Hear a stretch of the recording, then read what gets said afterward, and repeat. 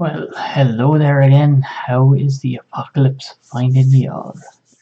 We're going to do another list building video, this time answering the question from Tom Fisher, who writes, uh, interesting about not putting defensive retrofits on your ship. Unfortunately, I don't have double MC-75 or Starhawk. One of everything else on my Arctons. Also, you focused on the ordnance cruiser. I asked about the armoured MC-75 without using Radis or Akbar. Of course, I gave him the ordnance cruiser, having not read the damn comment properly. Like an idiot. So, there was a lot of work this week in trying to figure out a armoured cruiser list which didn't use Akbar or Radis.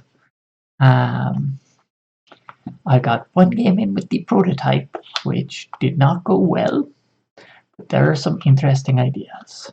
I've also got a bit of help with this video on the ideas, both from my opponent, Rikash from Discord, and from Geek from Can I Get Your Ship Out?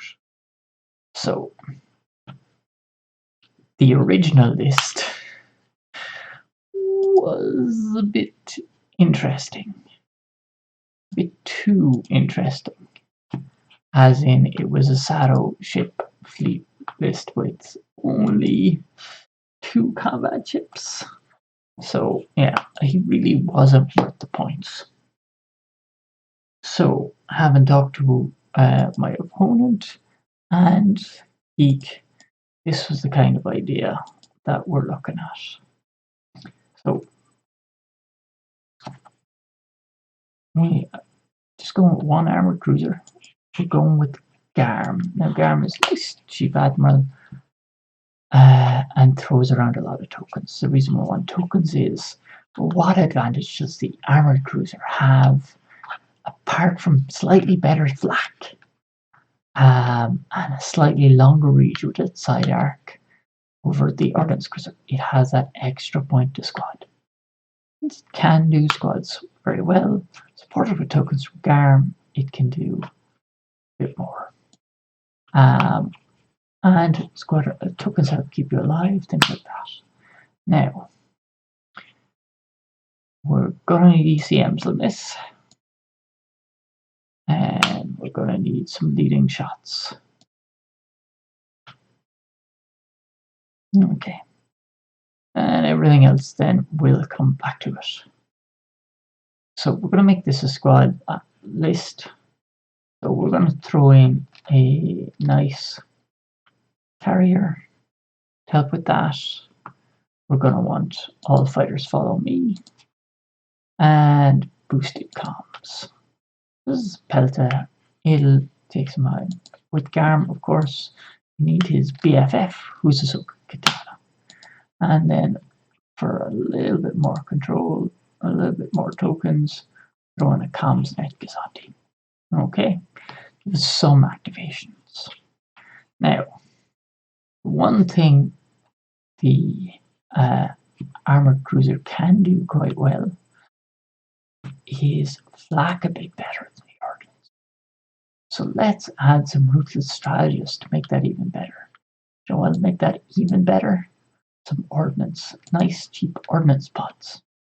So then we'll get extra damage and extra damage. Now, if we're gonna do that, well then we will need some whatchamacallits, Y-wings. Again, cheap hull, and we're looking at ships which are not Y-wings. We'll throw in 3 of those. And then we'll look at the crazy part of the plan, which no one else has endorsed, and everyone will deny knowledge of it. This is just me, but like the advantage here is it's one of the fastest moving squad carriers. So if we're fast moving and we want to dump stuff on people and just give them a hard time balancing all the threats, well then we throw in a flight commander. and we throw on some rapid launch bays. And then we throw in some aces which can cause trouble. So we can throw in Lando and Ketsu are probably the two most destructive aces that you have in Rebels. Lando, if he gets to go first and land on somebody with rapid launch bays on turn 1, on turn 2 turn 1 he uses his ability, does 2 damage flotilla. Turn 2 he removes that flotilla from the table with his ability. And Ketsu is just scatter on 4 hull is brilliant. 2 blue, bomber dice, speed 4. Her ability can come into play from time to time, and when it does, it can be clutch. But yeah, she is a bit of a boss. And then our next most destructive squadron is Dash. So we need flight controllers so we can make the squadron command and then vomit out the rapid launch bays after we move. And these are our 3 that are going in. Got Lando, Ketsu, and Dash. Dash is a bomber, black bomber with a built-in reroll. Okay, so we've got Ahsoka because Garm, convert tokens to what you want. All fighters follow me because those Y-Wings are a bit slow. And boosted comms, slow to get into the fight. Now, the last thing we'll add in and is some Z's. Reason why we're adding in Z95s is this will give us 8 squadrons to deploy, not counting the ones in rapid launch bay. This means we've got 1, 2, 6 deployments before we need to put this down, which means we can set it up turn 1 and get the rogues hitting whatever we want on turn 1. And even if that's just having them hunt down a flotilla, that's okay. It means you can deploy your armored cruiser out of the way of Onager, for example, or close to one that you want to jump in on. This is the theory with this fleet. Now we have a massive bid. So, for example, we can throw in an 8R Talon. We can throw in a Phoenix Home and an 8R Talon. So there, what you can do then is you can drop them with the launch bays. You don't activate the squadron, and then you can throw a Lando straight at a flotilla, and then in the squadron phase he'll get to activate again, and you can kill a flotilla turn 1. You have to be very careful with the setup. It'll take a bit of messing around, but it's still good. It'll also help you get other squadrons in place, but mainly it'll be for focusing on rogues. So this is one list. Okay. Oh yeah, we'll talk about objectives. So advanced gunnery, not too much use. Blockade run, not with a Pelta. Close range intel scan, don't have enough red dice. Ion storm, we don't really have enough combat ships to be doing it. Mark for destruction, could be okay with the Purgles running around. Most wanted, we've got the flotilla, always a good standby. Opening salvo, not enough shifts. Precision strike, too risky against a heavier bomber fleet. Rift assault, station assault.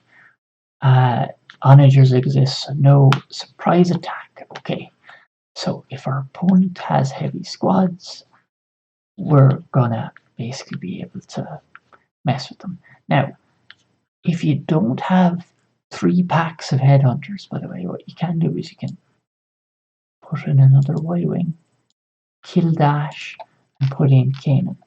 Now, he in fact might be a better choice if you're going to be up against a squad heavy meta, because you can get that raid token in there. But because of the raids, we're actually going to say surprise attack as well, because like we can't fight in a conventional squad ball.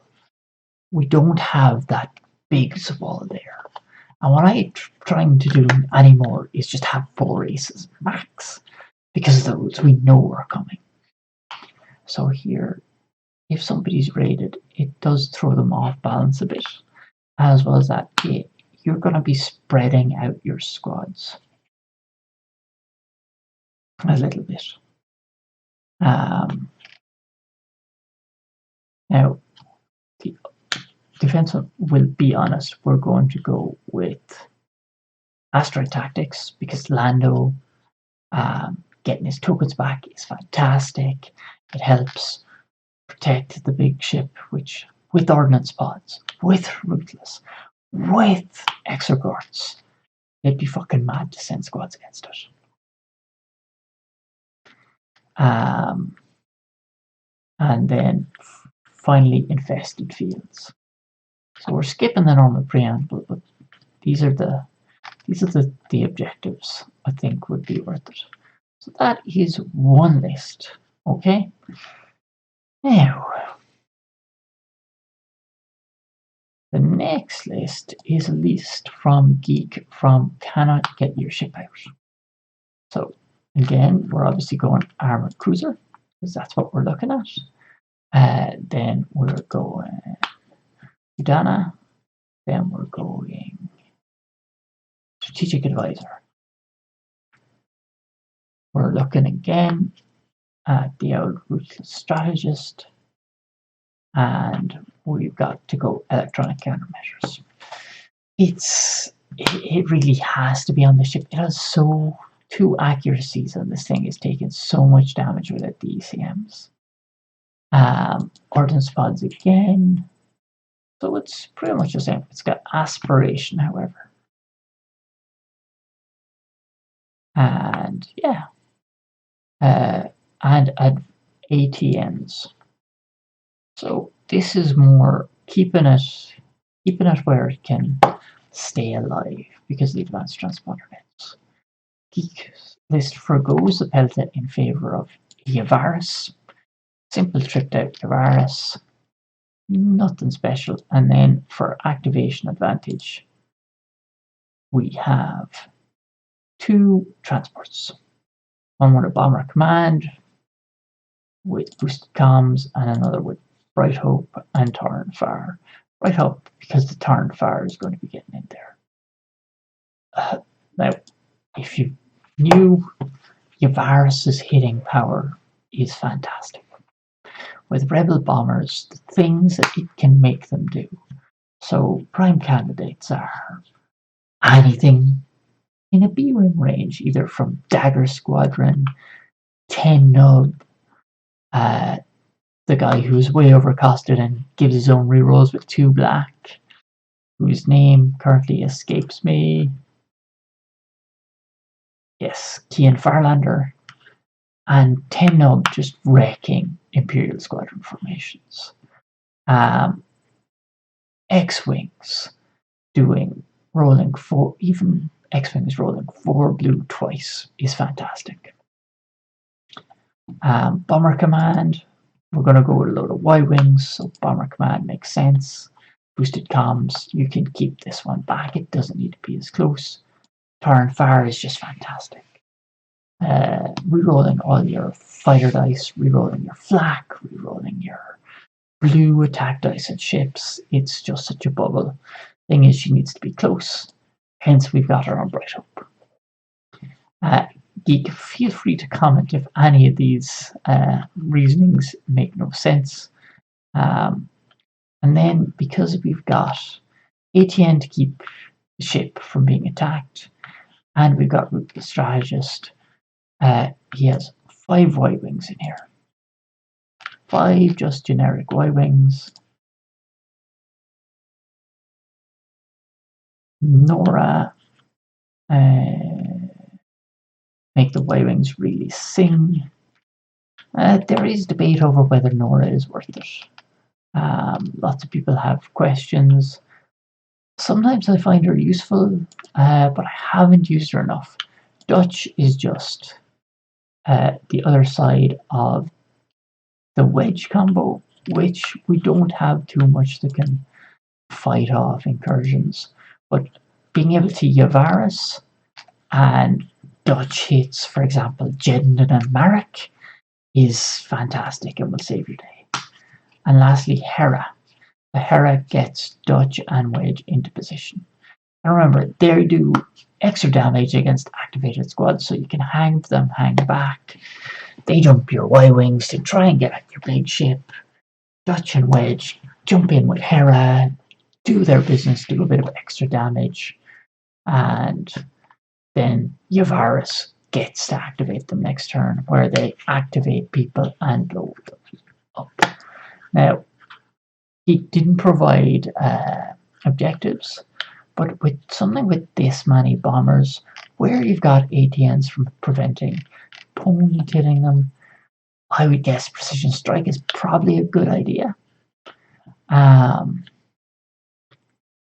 least at first. The other options really, Most Wanted is a bit dangerous with the flotillas you've got. Advanced gunnery isn't great. You can triple flak if you want, but seems like it could be a bit of overkill, and against all ship lists it could turn around. Blockade run, you are fast enough, but you do not want Yavaris that close to anything. Close range yellow scan, you don't have enough red dice. Ion storm, it's more ship to ship, mark for destruction again. Like station assault, no onagers, opening salvo, you don't have enough ships. Rift assault, possibly. But again, you don't have the critical effects to really use it. Surprise attack could help balance out any squadron war, but targeting beacons, no, just doesn't do enough. So Precision Strike is probably a red. Fighter ambush, then, because you've got, if you're up against another fighter list, you don't worry about it too much. You can always just kind of pull your stuff back. If you're up against an all ship list, though, like, you can just apply the rogue ball up front, and they cannot take this. And lastly, then, superior positions. You can farm the arse off somebody. Up against another fighter list, you can apply away from their ball. That's what this is a list from Geek. Check out Cannot Get Your Ship Out. It's a fantastic resource. And at the moment they're talking about Rebellion in the Rim, along with Steel Strategy. And basically, considering Clone Wars is going to give you about 200 points in the box. And a lot of people won't buy a second box of another faction straight off the start. There's no other ships releasing with Wave 9, which is Wave 1 of Clone Wars. Finding out how to play Rebellion in the Rim now might save you time, because I think a lot of groups will get value out of Rebellion in the Rim once Clone Wars launches, until we have the next wave. So that is Geek's list. Now, there is one more list. It's not going to help you, Tom, because you don't have the Starhawk. And that is the other version I was thinking of is Armored Cruiser with a gate. Okay, so if you have a gate, it becomes a bit more survivable. Again, it's the same bloody gimmick, but you don't need the ECMs. You can add reinforced blast doors. Now, the one thing with the Armored Cruiser, unless they've got special crits, it's generally not taking face-ups, which does help reinforced blast doors a lot. Again, we are trying these stupid reinforced blast doors on this. And it's like, this is the thing. Whether it's that competitive, it's probably not. Depending on your meta. But what it will do is it will give you that kind of nose punch off the start.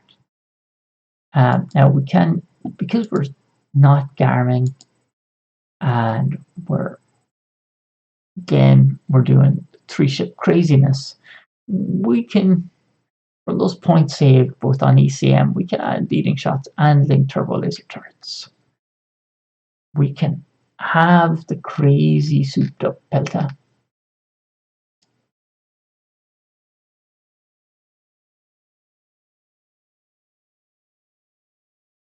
With the boosted comms to keep it safe. Phoenix Home and the 8-hour talent. Now, another thing you could do is you could go aspiration like Geeks List, which we didn't talk about. And we could add projection experts. So therefore, you get the big boost of shields. You put them.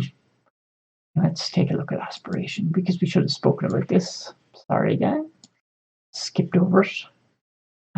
So you can move shields to up to 2 of your hull zones from your other hull zones. If you do, the number of shields in a zone can exceed the maximum number of 6.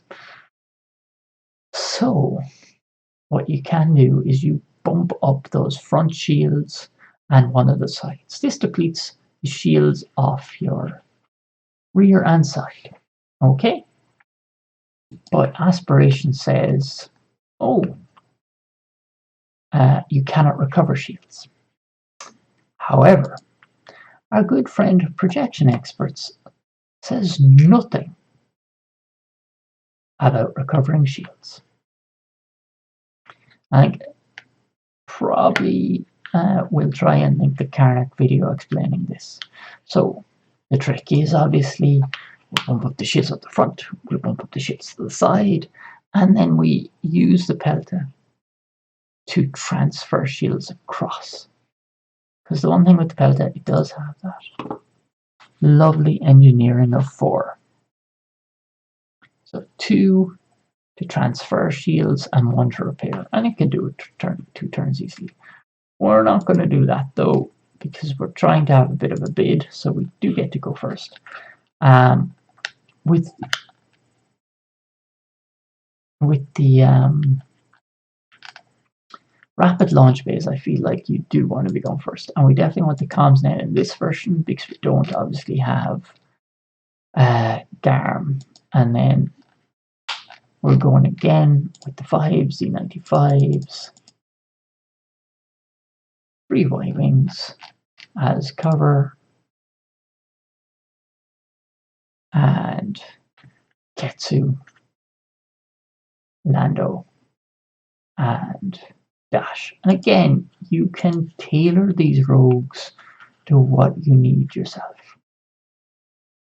You know, you can definitely tailor them. And in fact, what you can do is, if you really want, you can kill off some of the rogues. You can take them all out and put in a Hairball either. So maybe the other options you have then are things like kill the comms net. You know, we forgot our all fighters follow me. But you could kill the comms net. You could put in a bomber command center, things like that. Just got to kill aspiration, but yeah, we're trying to keep a small bit of a bid, and we do that. Yeah, we do that in the other list as well. In the GARM list, we keep a small bit of a bid. You know. And again, we're probably looking at surprise attack and brain,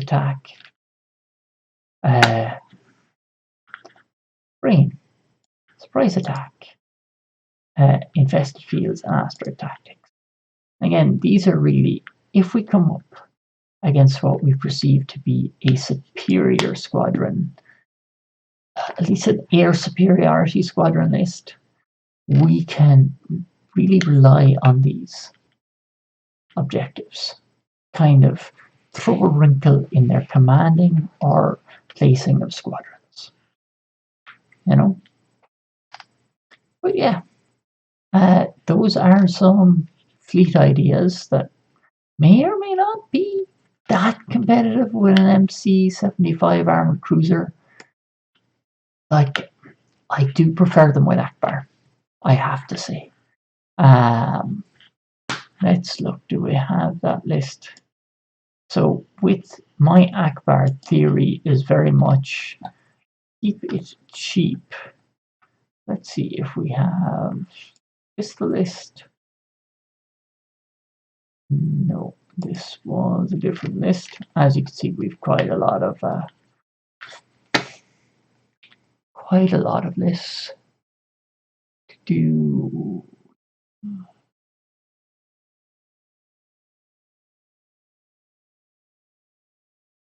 So to do Defiance, this might be it. But yeah, this looks to be pretty much it. So this is a how many red dice can we get on Akbar? So you'll notice there is almost no dice mitigation in this list, apart from the ordnance experts, which you pretty much need with any kind of black crit. So we've got like the cheapest admonition you can, but it's still, with the exception that it's a scout frigate rather than torpedo frigate. So it's there, it's an admonition. Even without Outlander, it's still bloody hard to kill. It's only 69 points, and the amount of fucking work that ship can do. If it gets in the correct position on a big ship, it can throw, without concentrate fire, because you really should be napping with this thing, it can throw 8 red and 6 black. If it lands where it's got both side arcs against a big enough ship. And it's 69 fucking points. Ridiculous. You could add more stuff, but that would just reduce the amount of you can put in the rest of the list. The armored cruiser. This thing goes wonderful with Radis, but it is made for Akbar.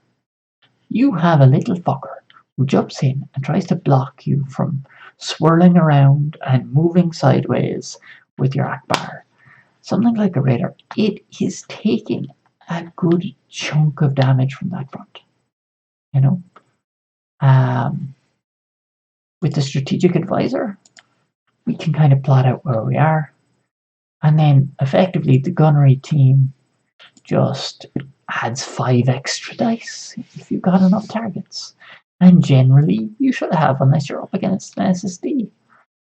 Assault frigate, gunnery teams, adds an extra 5 dice, and we repeat that, and you've got a good bit of hull, you've got a good bit of speed. You are vulnerable to squadrons, but you should be able to get on those carriers. You just need to be careful. Close range intel scan is probably, it's just you're throwing so many reds against an onager these days. It's probably a good idea.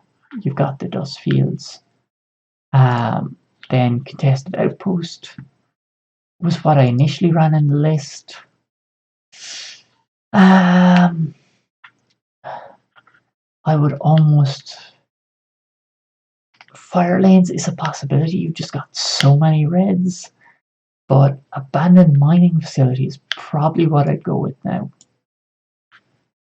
You're fast enough that you can just mine off the facility, mine off the dust field turn 1 and maybe turn 2, and then burn out for, and at that point you've got ships on the station probably. It's also got the dust field for anti-onager play, because I'm not sure how this list does against onagers, to be honest. And lastly, dangerous territory. Well, this was before the time of infested fields. So infested fields gets the obstruction out of your way, so you get that extra red dice. Gets the obstruction in the way against the opponents that are in Andromedy, and it does work against squadrons.